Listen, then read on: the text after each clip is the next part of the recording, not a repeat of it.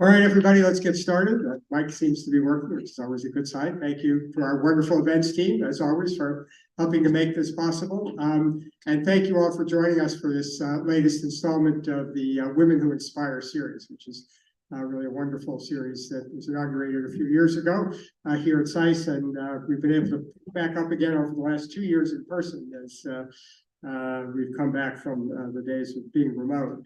I want to thank Ambassador Shireen Tahir Kelly for organizing these things, and to our Director of the Foreign Policy Institute, Cinnamon Dornside, for the support that we've given to this series. And it's an enormous pleasure for me to welcome and introduce the Right Honorable Helen Clark to this audience. It's somebody who really doesn't need an introduction. She's had an extraordinary career in public service, really an exemplary example of a contribution that one person can make in so many different capacities throughout her remarkable career.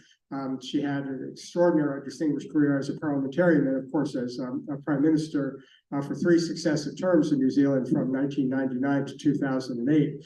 And she really, during her tenure, she proved that the size of your country doesn't matter. It's the ideas that you have and the willingness to get up there and be part of the public debate that makes such a difference. And her work in particular on the issues of sustainability and climate change were really remarkable at a time when these issues were finally moving to the level of attention that they deserve. She played a critical role in putting it on the global stage.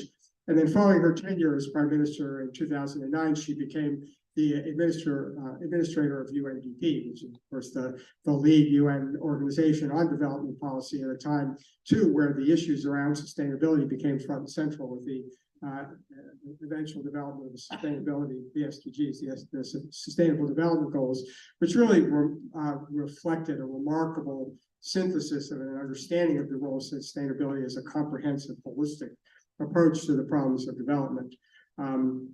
And she served for 2 terms there from 2008 to 2017. And as I say, during a period of real incredible development and intellectual creativity for the organization.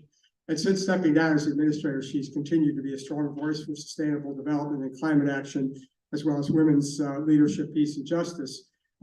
In 2020, she was appointed Director General of the WHO's co-chair of the Independent Panel for Pandemic Preparedness and Response. And she's also on the board, chairs the board of the Extractive Industries Transparency Initiative to deal with the problems of the way in which natural resources are extracted, as well as the Partnership for Maternal, Newborn, and Child Health. And so it's the quintessence of a life devoted to the public weal and public service. And if that isn't an inspiration enough for you, I can't imagine what would be. So I want to welcome you both here for the conversation that we're going to have. And thank you for taking the time to be with us here today at SAIS.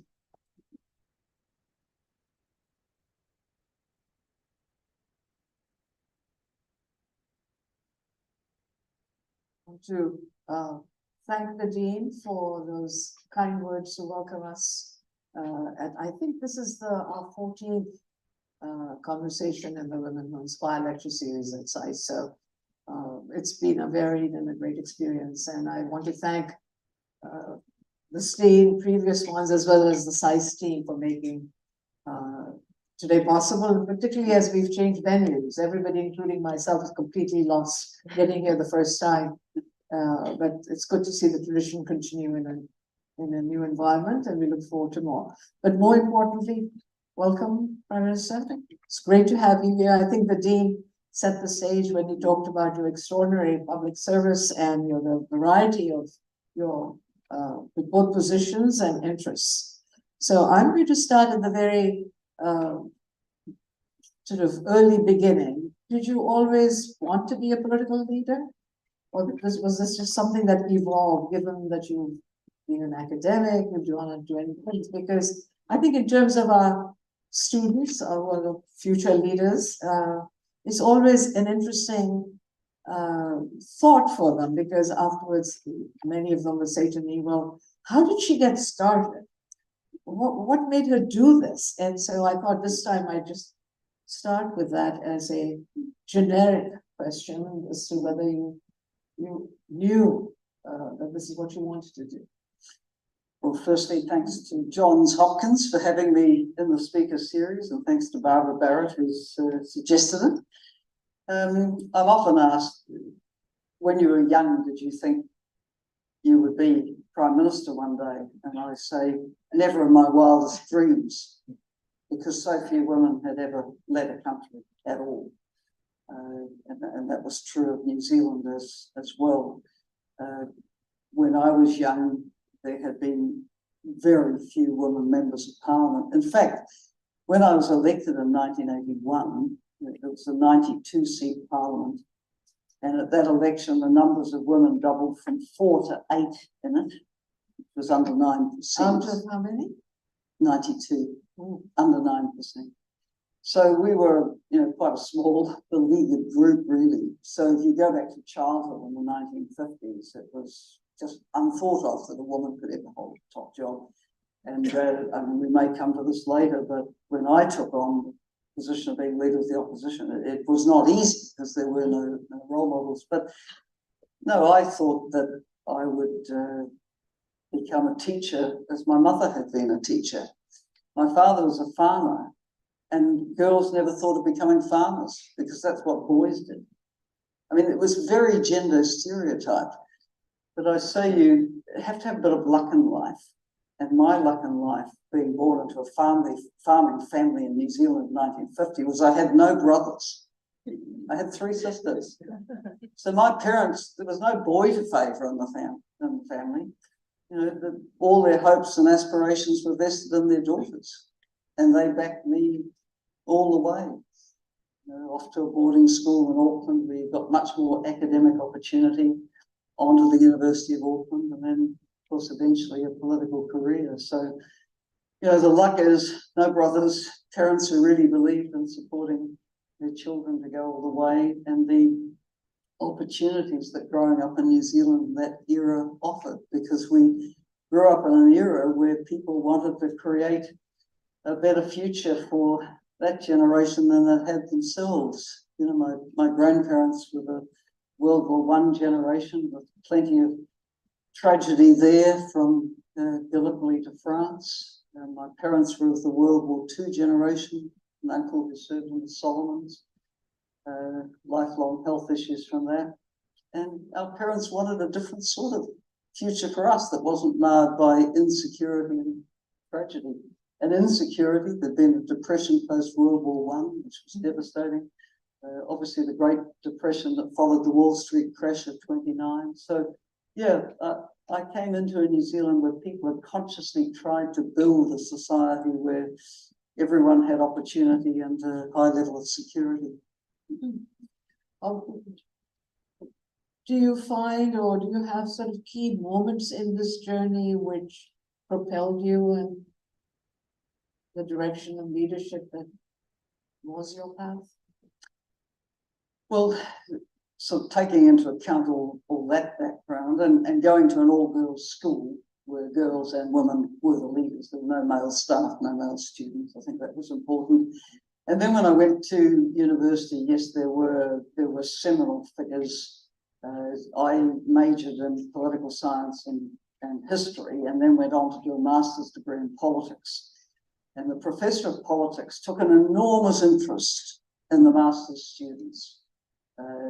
Enormous interest, and mentored us, young people coming from both sides of the political lines. He always encouraged us, to get involved, to be active. He had an associate professor, a British woman, academic, who had been involved in local politics in Britain. It was also, so that was very important to me, because particularly the professor had known a previous generation of up-and-coming New Zealand politicians as well, and encouraged them. So that kind of mentorship was important, and encouraging you to see political life as an honourable profession. And eventually, while I went on to lecture in the political studies department, I decided my heart was in being a decision maker, a decision taker, rather than commenting on those who were doing it. So that's where I sort of made that crossover into elected politics. That's particularly interesting in an academic setting where the role of mentorship, which of course isn't exclusive to that, but apropos mentorship, I do want to recognize two people in this room who've been great mentors for the series for me. One is our director, Cinnamon Donsai, who's right here, and also right here, Barbara Barrett, who's, and so it's interesting what mentorship does when you're starting out in your profession and what it continues to do as you get, as somebody said, I'm 150 years old, so towards the end of my career. So I recognize that because it's those unusual moments where somebody takes an interest and you find encouragement with the right kind of example that sets you. And as you also have had, of course, an extraordinary political career. I mean, 3 times prime minister is sort of like a dream in Washington for presidents who pass. But were they? I mean, Asia has had its share of female prime ministers, probably more than one would think, but there's been others. And some of that, of course, provides for a comfort level for other women leaders. But in your political career, as you rose to the ranks of deputy and then, of course, as head, did you find that camaraderie and comfort level and mentoring that continues? Because that's not always the case everywhere, but New Zealand seems to be some somewhat unique setting, at least for those of us who sit this far away. So the example of Asia is interesting because if you look at every single one of the women who rose to the top position of head of state or prime minister across India, Pakistan, Bangladesh, Sri Lanka, Philippines, and Indonesia, they were all the widow of or the daughter of. Very, very, very interesting. Whereas, in New Zealand, actually the first women members of parliament were also the widow of or the daughter of. But that didn't carry on as any significant factor. I had one colleague who was the daughter of a former deputy prime minister, but it was quite uncommon for it to be a family connection that got you there. So you tended to come up, through your own communities on your merits and connections, as it were. But New Zealand has, for 17 of the last 26 years, had women prime ministers. Why is that? Well, what's the magic formula? What's the magic formula? Well, firstly, I think, the generation of baby boomers that I came from, we sort of crashed through the glass ceilings and still have the shards in our heads. But, we did create a pathway where people could see that women could go a long way. I remember in the early days of Jacinda Ardern as Prime Minister, I did a conversation with her and she said, well, I always knew I could do it because Helen had done it.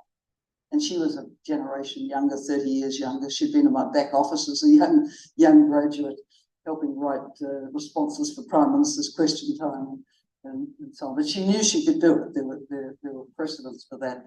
I think what made the big difference for New Zealand was we changed the electoral system from the one that which is the person who gets the most votes in the congressional district or senator district. The most votes wins, right? It's a little more complicated with the electoral college and the president, but at the congressional level, first past the post.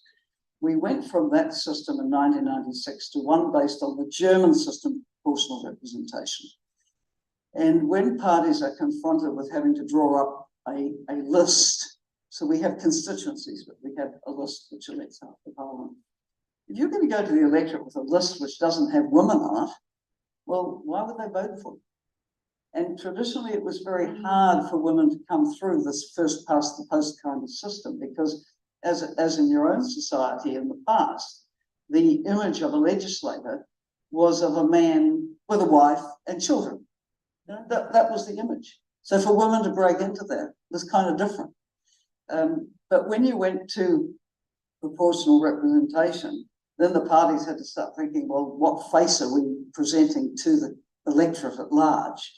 And that meant that over time our parliament became much more diverse, men and women, much more diverse ethnically and in terms of faith, because parties were looking to be, particularly the major parties, looking to be more representative of the community at large. And women were huge beneficiaries of this. So we went from that 9%, under 9% of women legislators in 1981, to within the last parliament in New Zealand, gender parity.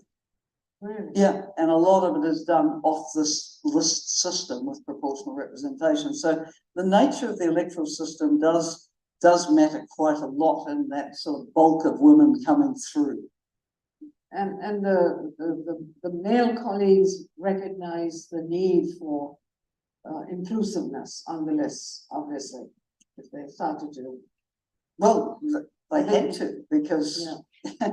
the election before proportional representation was introduced, the 1993 election, the numbers of women MPs had crawled up to 20%.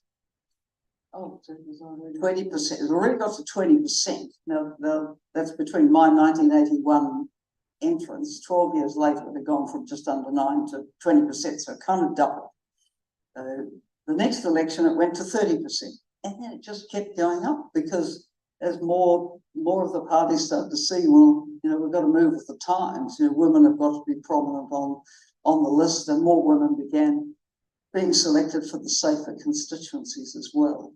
So, yeah, the electoral system made an enormous difference. And in terms of your period, I mean, you've had some very important phases in your career, but in terms of the politics and political years as Prime Minister, you picked a variety of areas, priority areas, from nuclear to sustainable development to environment and climate. What sort of guided your choices, or are those the obvious ones for New Zealand, that essentially every subsequent Prime Minister or political leader has to kind of pay attention to? Well, in a way, the issues pick you, I think. The issues at the time and the context that you're working in. So when I first got involved in politics, it was actually foreign policy issues that interested me the most.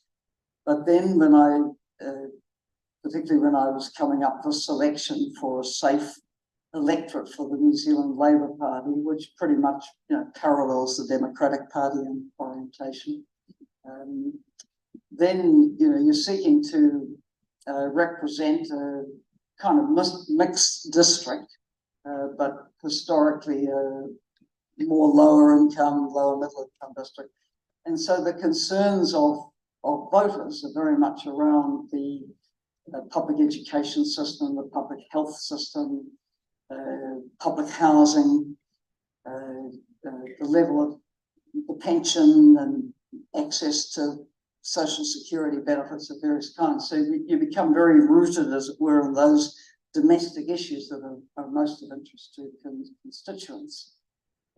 But then when you get to get along to be Prime Minister, and you can also pick what portfolios you take. I took for myself the Ministry of Arts, Culture and Heritage, because I felt that there was a lot that could be done to express New Zealand's identity through the unique arts, culture and heritage that we had, which had never had sufficient attention from the top level of government. I was able to invest quite a lot in that. And then the climate and sustainable development issues were very much issues, picking up steam. And I became Prime Minister 2 years after the Kyoto Protocol was signed as a protocol to the UN Framework Convention on Climate Change. And one of the first acts of our government was to ratify the Kyoto Protocol, but then we had to try and give it meaning with a program. And I, over the years, announced a plan to make New Zealand carbon neutral by 2020, which would have been achievable and had been stuck at, which it wasn't. But you had to pick up these issues that were coming to be of enormous importance on the global scene as well. So, as I say, it was partly the context, who you were representing, partly what were the issues emerging at the time, which which dictated where your priorities went. But over the years, yes, I came to dabble in a great many issues, and I suppose by the time you become the leader and prime minister, you know, you may not know a lot about everything, but you know a little about a lot. You know, you can range quite widely, and some things you know a great deal about. But you know, issues such as both climate and sustainable development sort of you picked early and have stayed with both in your portfolios. So it's more than knowing a little bit about a lot. I think you. But I remember, because I was in the US government at the time, another issue, which was the nuclear.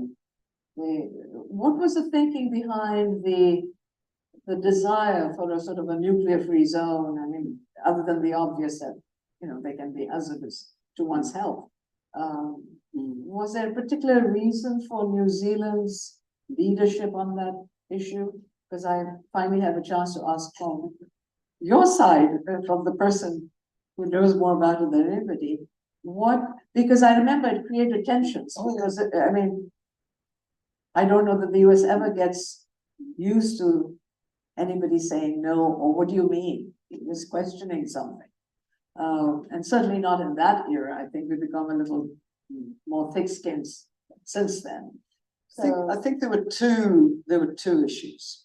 One was that the Pacific Ocean had been a testing ground for nuclear weapons. You know, almost every great power that developed nuclear weapons had tested in the region. The British had tested in the Maralinga Desert in South Australia, and they tested at Christmas Island. And New Zealand had basically nuclear veterans, from poor men who were on Navy ships, the Pukaki and the Rotoriti from recollection, and they were set up in the test zone, sailed up into the test zone to witness the test, and were told to get out on the deck and close their eyes when it went off. Well, these men got sick later. So there was an awareness of this. Of course, there was an awareness of the American testing at Bikini Atoll in the Marshall Islands. The biggest awareness was of the French testing at Mururoa. And this became a huge issue because it persisted long after the American testing, long after the British testing. And there was great concern about the health of the people and the island groupings in French Polynesia.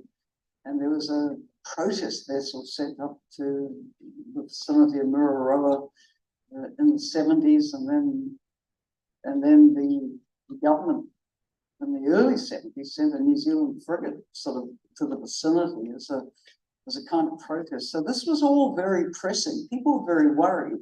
And remember, we're talking 70s, 80s. This is the height of the Cold War, when there was a lot of rhetoric and there was a lot of possibility of the prospect that nuclear weapons might be used again, as they had been at the end of the war in Japan. So this was really the motivation. And in New Zealand, at the height of the Cold War and against the background of the testing in the Pacific, this nuclear-free New Zealand, nuclear-free South Pacific movement got real traction. And there were nuclear-free groups in small towns and suburbs across New Zealand. So it was a big thing. That's where it came from, as simple as that. So yes, you come to the election of the Labor government in 1984, and Labor had been elected on the basis that it would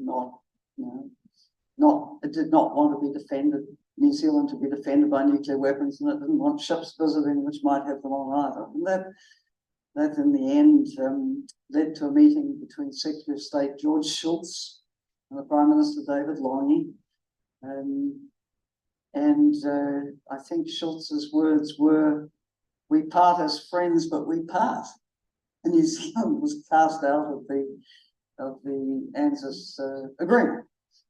But I have to say, as one who was Prime Minister and Minister in charge of our minuscule intelligence establishment, Signals and Human over the years, it was amazing the level of cooperation which continued quietly, and which we were a beneficiary of. And I think it went both ways. And then as I was nearing the end of my second term as Prime Minister, I was advised that there was interest in Washington, D.C. to see if the roadblocks in the relationship could be removed. And when I refer to the roadblocks, I mean, New Zealand was treated in really quite a strange way for a small democratic country. You know, one of, I understand, 6 Western countries that kept democracy throughout the 20th century. One that had fought alongside the US in World Wars I and II, the Korean War, Vietnam, and so on. And we couldn't get consultations at any high level. There hadn't been a visit to the White House since the early 1990s. And every time, you know, New Zealand officials would meet American counterparts, the first issue would be the nuclear-free policy. We don't like it. And so the thinking started to be, why do we run into this roadblock at the start of every conversation? We've got so much in common. We need to be talking about those things, and having a relationship would be more normal between the United States and a small democracy like New Zealand. And on that basis, I was deputed at an APEC summit with a pre-arranged meeting with George Bush Jr. And it became clear to me that President Bush was really interested in not running into the roadblock all the time. And so we rebuilt the relationship, respecting that this was an issue that the two countries would always hold different views on, but it didn't need to stop a good relationship and dialogue and everything else. And as I say, the intelligence relationship had continued to be a strong one.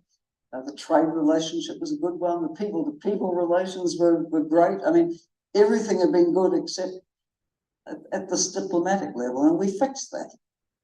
It's really, you know, personal level, sort of very interesting to me, because I was in the Reagan National Security Council when the 84 issues were there, and then was there in the George W. Bush when there were so many other issues that divided us from the rest of the world. And we needed friends. And from President on down, there was this feeling that here's a country that carries punches above its weight, and is an obviously important partner for the US. And why would we want to keep going on an issue that isn't so central? So it was sort of seeing it full circle. And I know that in our interactions in multilateral fora, we worked closely with New Zealand diplomats who were extremely effective in terms of carrying, you know, the votes and stuff. So there was a lot of other things to talk about. Yes, which is what you want with your friends and allies. Exactly. Yeah, exactly. So it was, and I appreciate your candor and your reflection on this issue, which has always sort of intrigued me as both a teacher and as a practitioner. One of the things, as I sort of studied all the things you've done, that struck me was that even from your very first tenure as Prime Minister, you picked up on the growing inclusiveness of the New Zealand scene and appointed a very varied cabinet. Was that sort of a natural outcome? Did you have to work hard at it? And was that a productive outcome in terms of achieving what you wanted in the various areas you were focused on? Well, it's interesting. It was at the time the most diverse ministry New Zealand had had. They're much more diverse even now. You know, at that time, there was almost no Asian representation in the New Zealand Parliament. There was very little Pacific people's representation, and you're talking with respect to both communities, around 8% of the New Zealand population each. The Māori indigenous minority usually hovers somewhere 14-15%, but hadn't been that prominent in ministries either. I mean, been there a long time, but very, very small, perhaps one person. And then the numbers of women had not been sufficient really to build up the body of women with the seniority who would go into cabinet. So yes, we did more, and one would have liked to have done much more, but really the Parliament was still in the business of building up its diversification with the new electoral system, which enabled many more voices from many different parts of society to be in the Parliament. So I do recall that it wasn't so easy to be confronted by men who had been in Parliament for a number of years, whose attitude was, why should she get preferment over me? So you had to get over that if you were going to bring in women who, yes, had less experience, but you couldn't carry on the way things were. You had to break the mould. So, yeah, that was all part of the journey. How did you break the mold? Well, by Persuasion? just by taking decisions that we're going to, not fall below a certain proportion of the cabinet that's going to be women. Māori have to be in there. We have to, start to look. The Parliament and then the government as such had to look more like the New Zealand of today than the New Zealand of yesterday. And when I was a young person, and going back to that first question you asked, when you looked at the New Zealand Parliament, it was middle-aged and elderly men. So why would you as a young woman ever think there was a place for you there? I really believe our legislatures have to look like our societies. They have to look so that people from whatever their background can look at them and say, there's a seat for me there. And I think the incredibly important thing about New Zealand having had women prime ministers for 17 of the last 26 years is young women, girls can say, that could be me. That could be me, because they've done it. Jenny did it, Helen did it, Jacinda did it. They sat there, they did the job. It could be me. And without those kinds of role models, it's hard to see yourself somewhere. Did the male sort of reticence, if not opposition, drop off as they saw performance by the females was good and better in some ways? Or in other words, is it sort of, yes, the girls look at it and say, that could be me. Do the men look at it and say, yeah, this is good, let's continue? Or is it always going to be a struggle? We go back and forth in this country, even though the numbers are there. So I think in the legislature itself, I would doubt that it's an issue anymore. In the public at large, like any society, there is still misogyny. There's still people who don't like women at the top, and the sort of undermining and attacks that they mount kind of differ according to the circumstances of the PM. And I mean, I was attacked for being a childless woman. What would I possibly know about bringing up a family? Jacinda was attacked for having a child because she'd be quite a part-time prime minister. So there's always a new angle to attack someone with. She was younger. How could she possibly know the job? So yeah, there's still misogyny in the society, and I think with social media, and you see this in your own society,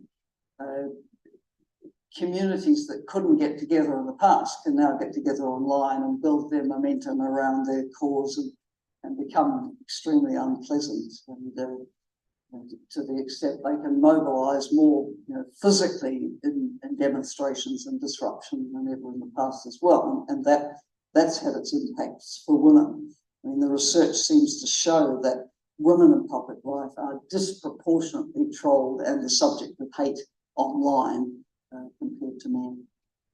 Even in New Zealand. Even in New Zealand. The region that New Zealand is a part of looms rather large, particularly for the US, the Indo-Pacific region. How does that region look from New Zealand's vantage point? For the US, it's become an arena for focus based on a view of countering China primarily, but also other important interests there. How does this, both the region look, and how does US sort of focus on it currently look from your vantage point? I think the US is definitely more engaged in the Asia Pacific region currently. It is a bit off and on, and I think engagement needs to be much more continuous. And I think that's valued in the region where you have obviously a strong rising power like China. People don't want the US to go. They want the US to be around. I mean, I must say the Indo-Pacific is not a term I particularly relate to. We have no Indian Ocean outlook. It's the other side of Perth, you know. That's the solid 6 hours flight away. So I don't really relate to that. But the Asia Pacific, you know, we sit at the bottom of it, dagger pointed at the heart of Antarctica, as has been said, and it's a region with enormous geopolitical contestation. The Pacific Islands are getting an awful lot of attention at the moment. US is paying more attention. The Chinese are in there with Belt and Road, and there's a lot of debt to China in the South Pacific. I think the South Pacific has been somewhat rocked by the security agreement between the Solomon Islands and China, and I would go so far as to say that this really does offend against the spirit of the, quote, Bikatawa Declaration, which was arrived at the Pacific Island Leaders Summit I was part of in Kiribati in 2000, where it was proclaimed that the first call for security would be among the membership of the forum itself. And if you look at the history of Solomon Islands, I mean, go back to World War II, who fought to get the aggressor out of the Solomons? I mean, the US, New Zealand, and Australia. You go back to the complete downfall of law and order in the Solomons particularly from the early this century on. Who has gone in with security and peacekeeping forces and policing help? It's been the Pacific Island Forum countries, not only Australia and New Zealand, but every Pacific Island Forum member nation has contributed one way or another. And I would say without hesitation, there's absolutely no call for the Solomon Islands to be making on China, because it's never China that's ridden to its rescue. It's the neighbourhood. So that is of concern. But I found it interesting that following the signing of this agreement, there was not so long after that a meeting in the South Pacific with heads of government and the Chinese foreign minister, and the Chinese put on the table a comprehensive relationship document, and the leaders did not buy into the security aspect of it. They're happy to have the diplomatic dialogue and the trade and the investment and whatever, but they didn't buy into the security offering. So there's still friends, and a lot of friends for a Pacific that doesn't go that way. But the US needs to stay engaged. New Zealand and Australia are very engaged. Obviously, it's our immediate neighbourhood, but one can't make any assumptions about friendships in today's world. Money often calls the tune. And I mean, without wanting to be specific, I remember an example not related to China, but related to Japan and the affairs of the International Whaling Commission, where New Zealand, the United States, Australia have long made common cause. We're very concerned about ongoing whaling. and I had breakfast at the Pacific Island Forum Leaders Summit with a Prime Minister, and my brief was to say that we were concerned that their hand was going up for whaling at the Whaling Commission. And he bluntly said to me, they give us a lot more than you do. It's very transactional. And we can never compete with a major power with, aid and gifts. So very transactional. But so how does the Quad look? Yeah. Of course, the term was, I remember we had the tsunami, and then we sort of spoke the moment, said, well, naval capacities of Australia and Japan and the US and India would be important in getting access and opening up for humanitarian purposes. And then the term stuck as a political arm, which was not what I thought it was going to do, but it does. So does that loom large from the point of view of a smaller, you have friendly relations with all of them, so it's not in a contentious mode. But does that kind of drop down perhaps the relationships vis-a-vis New Zealand, because the Quad has become sort of the dominant construct around which so much of US political and military and diplomatic effort is now focused in what we call the Indo-Pacific or the Asia-Pacific region. Yes, well, because it's one of those tables New Zealand doesn't sit at, just because of size and lack of. I often say we're not a small power; we're no power at all. We don't have our voice, and the vote at the UN. So we don't sit at the G20, we don't sit at the Quad, we don't sit at all sorts of things. The great attraction of APEC is that you got to sit with the leaders of very large and powerful countries like this one at an equal basis around the table. But I would say for the Quad, Gareth Evans, the former Australian Foreign Minister, and I wrote an editorial around the time, or an op-ed which appeared in the Jakarta Post and elsewhere around the time of a FOD meeting a year or two back, and we said it should have taken up Myanmar. We think it could take up more issues. It didn't really take that up, and that's an ongoing tragedy that gets too little attention in a world that's completely blindsided by so many shocking conflicts. But I think it could pick up more issues of concern in the neighbourhood. Well, moving on to another important phase in your leadership career, the UN Development Program, something that I know a little bit about from my UN purge. You were the first woman administrator. It was startling to me that you were in fact the first woman. It made sense, but I thought, really? We haven't had anybody since before this. What did you find was unique about the UN? Because I think under your leadership, there were a lot of things that were started, which clearly I thought was the result of your feeling that this particular institution is unique and therefore capable of doing more than it had been called upon to do, perhaps. For you, what was so unique about UNDP?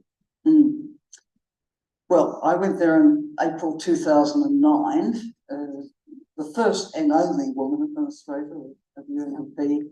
And of course, the whole term, the term UNDP administrators, model on USAID, right, which has an administrator. Yeah. And it wasn't that helpful a title globally, because it sounds like the office assistant almost, doesn't it? Actually, it's interesting because I asked that question when I'm saying, it's a unique name. Why are we calling this the administrator? Yeah. Never did get a good answer. Yeah.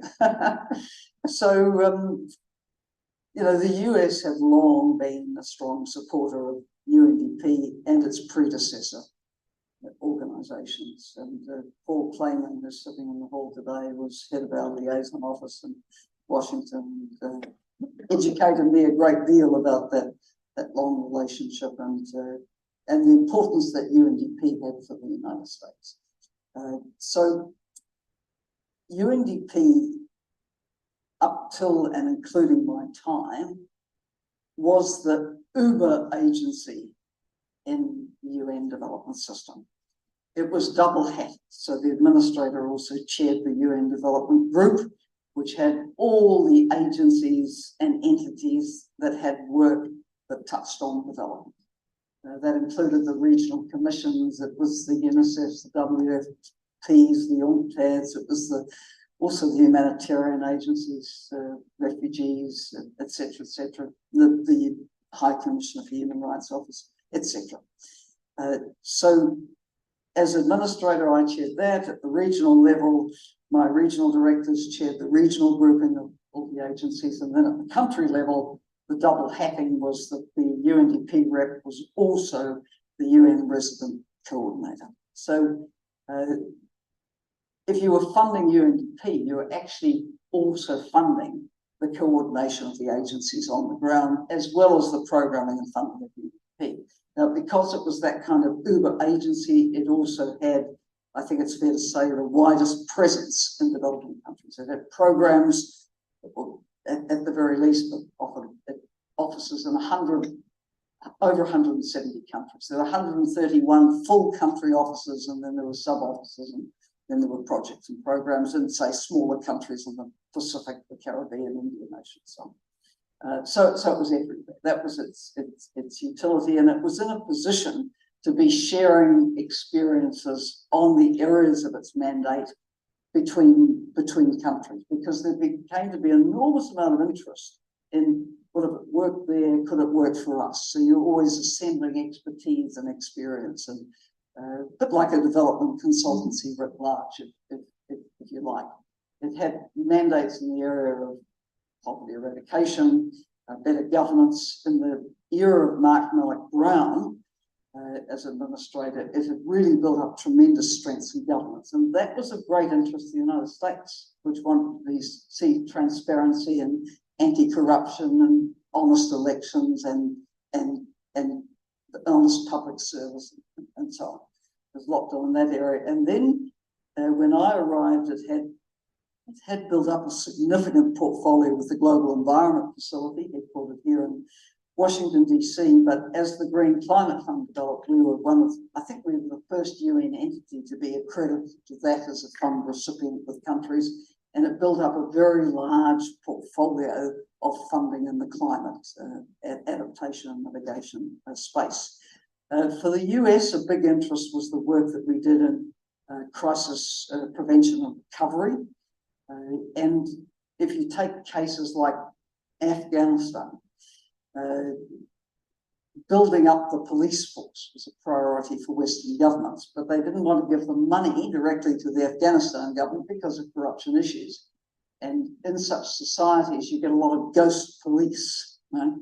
So it was UNDP's job to hold the $600 million for the Law and Order Trust Fund, and to try and eliminate the ghost police and see that real people were paid for doing a job. And the US was a funder and supporter of this.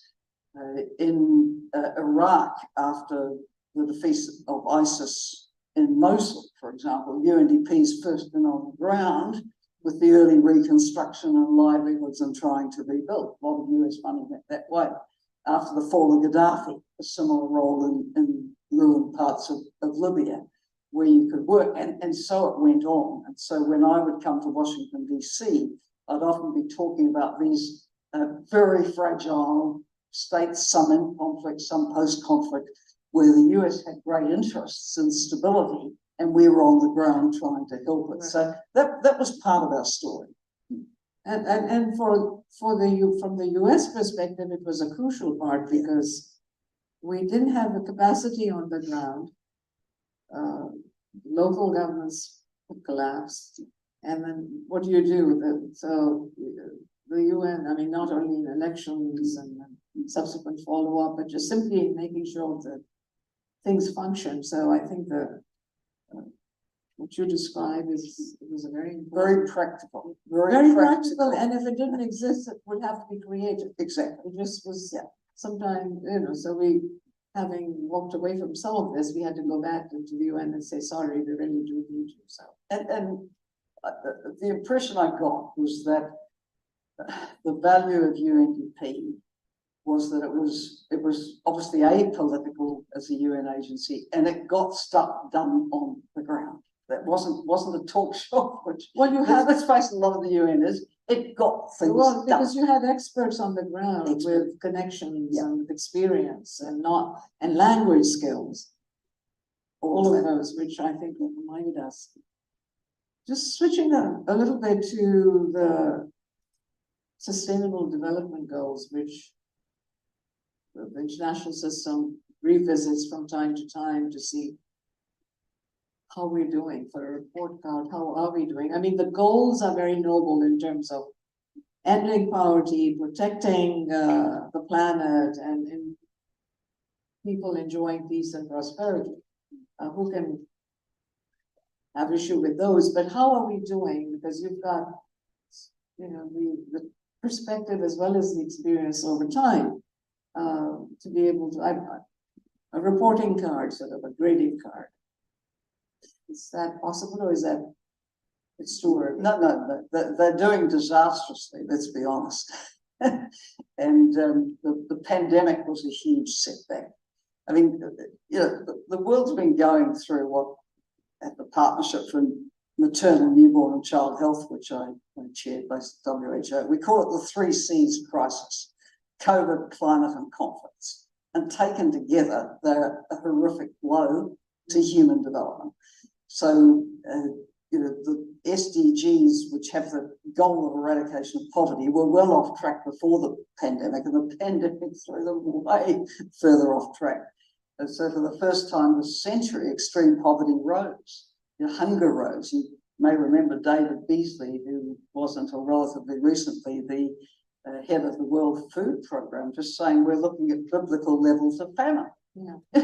I mean, that's a strong term, but he was right. You know, the numbers of people who were on the brink of famine just were soaring through the pandemic.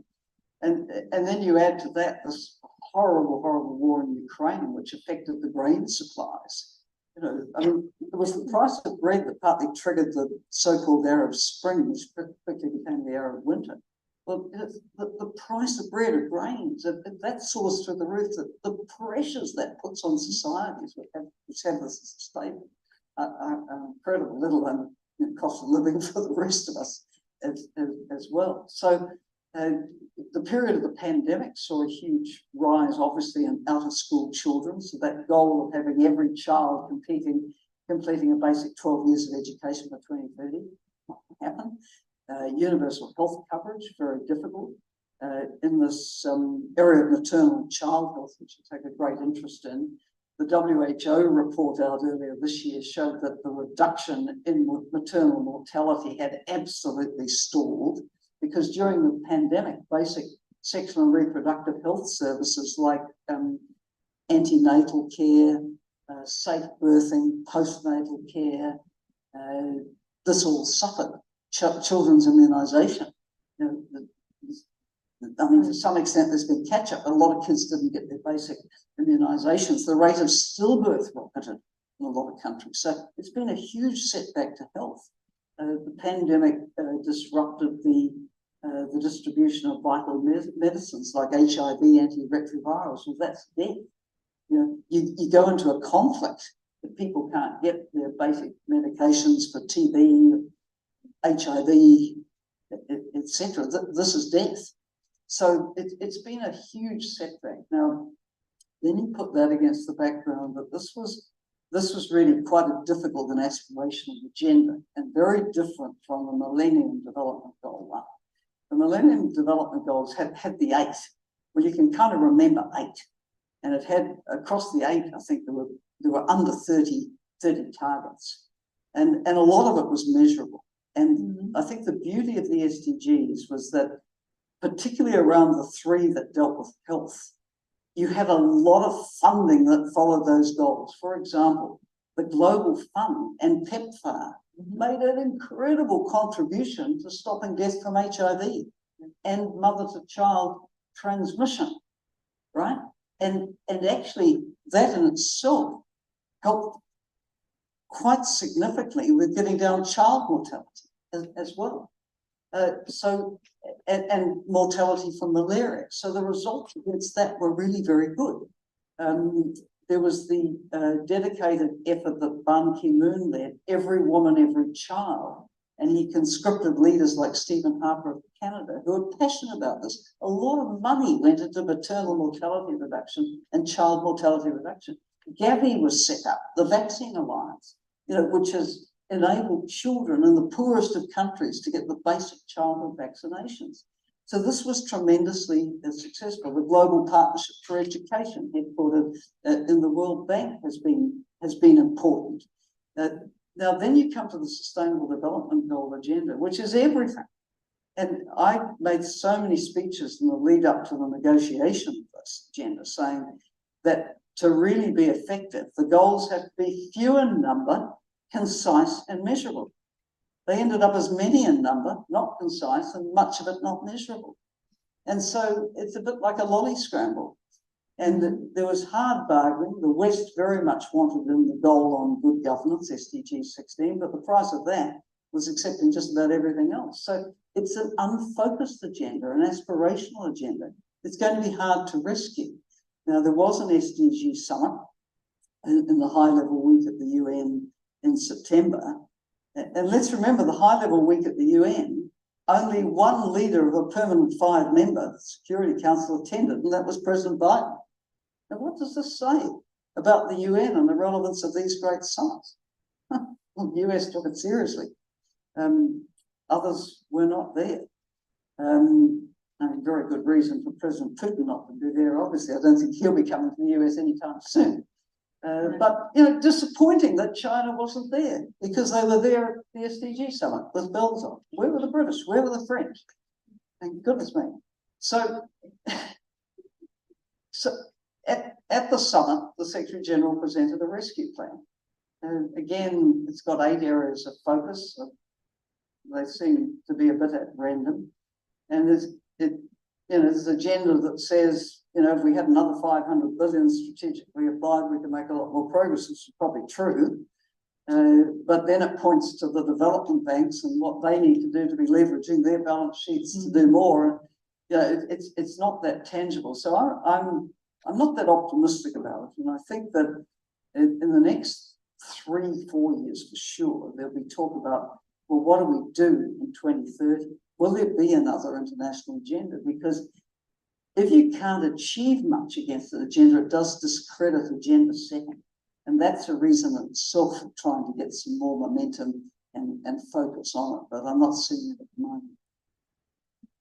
That's really very interesting and important to hear, because there's long been an assumption that somehow the SDGs will just continue to be a focus, and I personally don't worry about the resources, political commitment versus the numbers that are out there, because it's not necessarily measurable. Yeah. And at the end of the day, in a competing set of priorities and a more chaotic international scene, how do you just get that kind of commitment? So the only way you get commitment to it, I think, is if it's written into the national development plans. Now, of course, in the West, we long dropped national development plans, but most developing countries still have them. Yeah. And the SDGs never work as a standalone agenda. That you have to actually work with countries to say, could you bring this perspective and focus to your national development plans?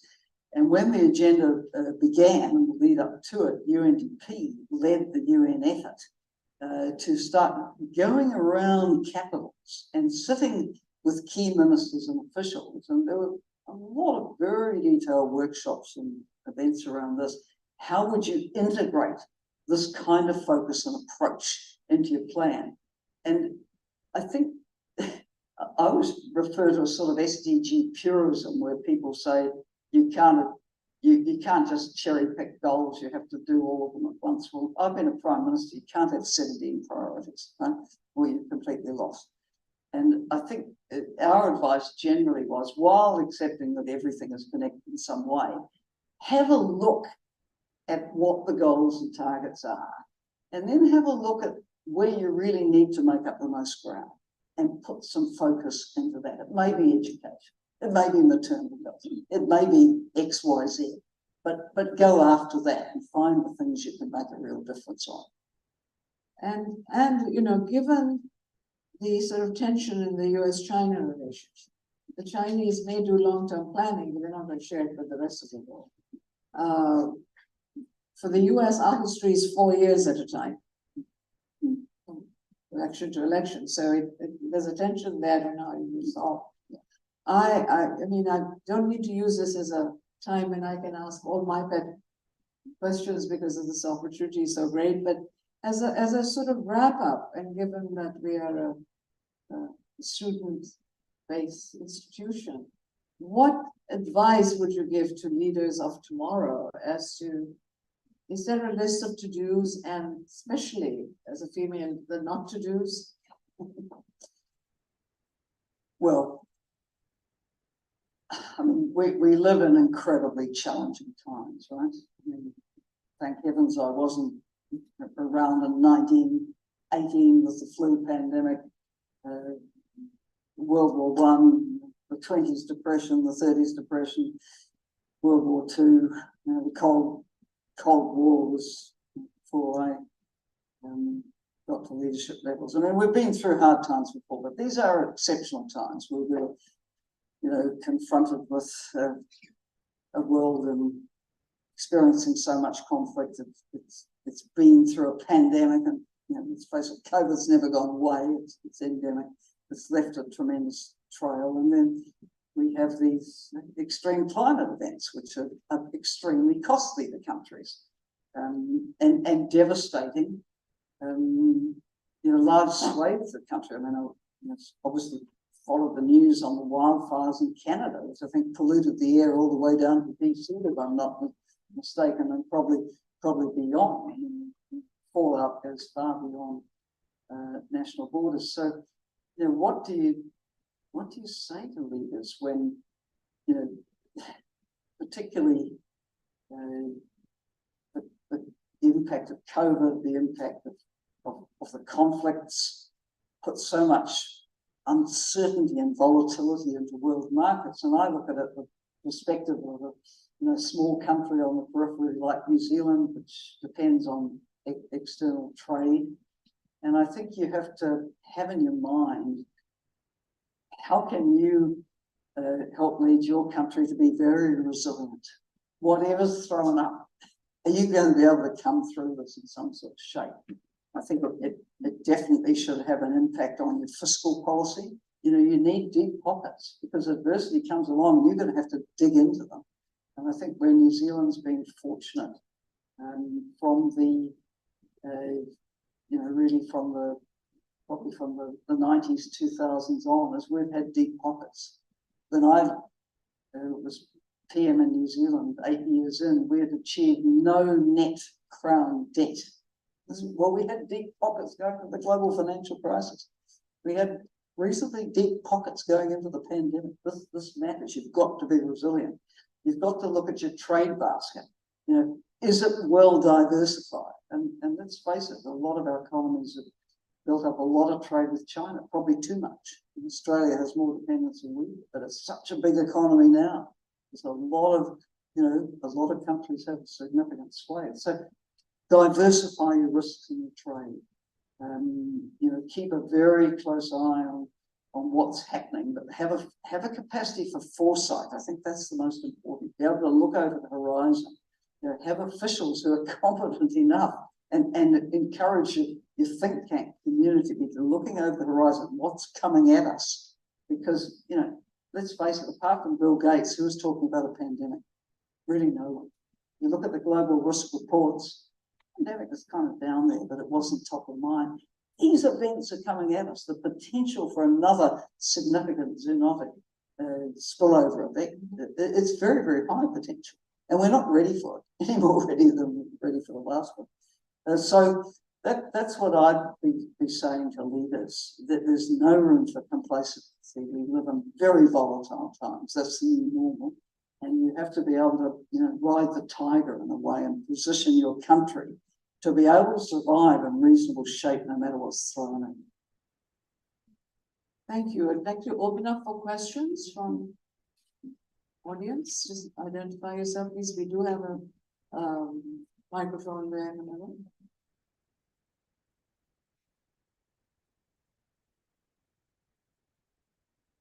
Thank you, Prime Minister. I'm Canadian, so the new AUKUS framework is of great importance to us, as perhaps Canada, Ottawa, perhaps like New Zealand has felt excluded. Would you be able to synthesize sort of the thought in New Zealand of how the AUKUS framework might affect the Five Eyes and sort of Western Alliance as a whole? Well, this is much debated in New Zealand. I don't know how much is debated in Canada. I've taken the view that I don't think there is anything that a second pillar of AUKUS would offer New Zealand that it couldn't get through a range of agreements and relationships that it now has. And it does, sort of set a few feathers flying in New Zealand because of the initial iteration of it is obviously what is most reported in New Zealand was the nuclear submarine capacity for Australia.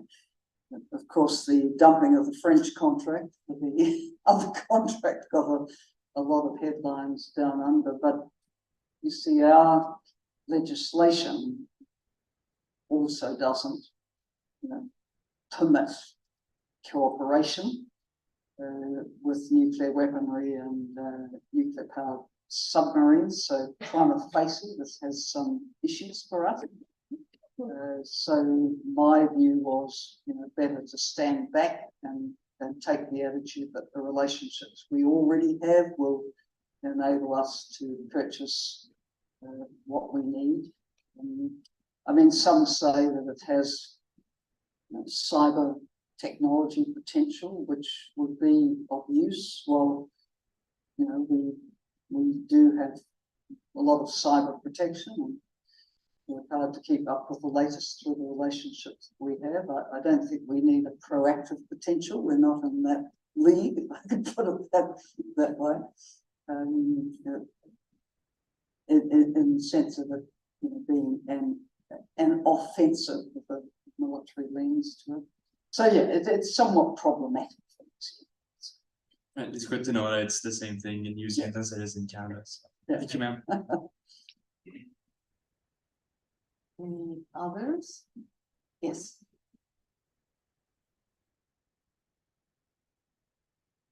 I'm Tahir, Counselor at the Embassy of Pakistan. I am representing my ambassador. Unfortunately, he fell sick. He sends it regards and regrets. So thank you very much for such a candid discussion. My question, you being as a women leader and a former Prime Minister 3 times, I would like to draw an analogy that what do you think, at what time frame the United States would be able to elect a female as president? Thank you. Well, I remember when there was a female vice president, and she attracted undue attention and criticism as well. Geraldine Ferraro, wasn't it? And then, of course, we all have Hillary Clinton's campaign in very recent memory. Wouldn't one love to see the first female president in the United States of America? But, I hope it will happen. I hope it will happen in my lifetime.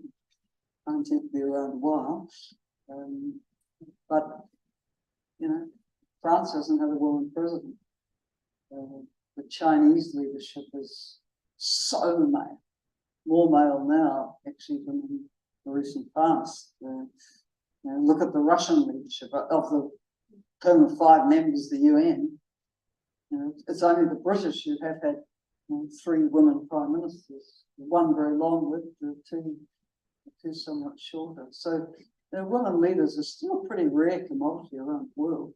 When I was Prime Minister and went to the UN in 2000, Mary Robinson who was former President of Ireland, and at the time of the UN Human Rights Commission, decided to convene a meeting of women heads of state and government who were present, and women heads of UN agencies. And I swear that while we wouldn't have fitted in 2 telephone boxes, if anyone can remember what the telephone box is, we wouldn't have fitted in 1, we might have fitted in 2. There were just so few.